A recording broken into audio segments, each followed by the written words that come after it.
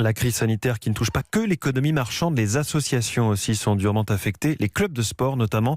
Pour Europe 1, Charles Guyard a rencontré des dirigeants qui doivent reconquérir des adhérents et relancer les activités en toute sécurité.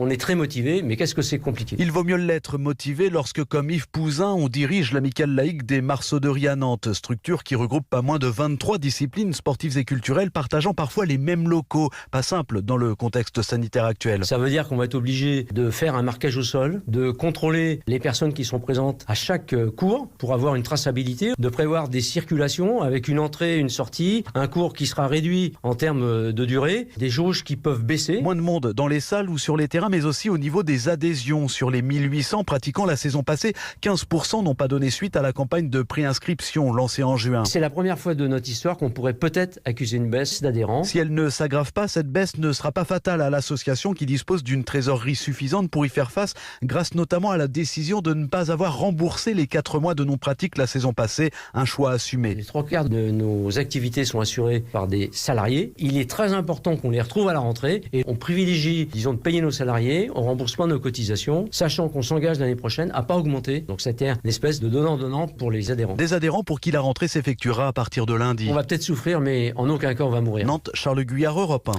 Beaucoup d'associations s'inquiètent sur la façon dont elles vont pouvoir reprendre leur activité en cette rentrée. C'est ce que disait tout à l'heure, confirmation de Frédéric Frinder, délégué général du mouvement associatif. Elle était votre invitée à 5h40, Sébastien.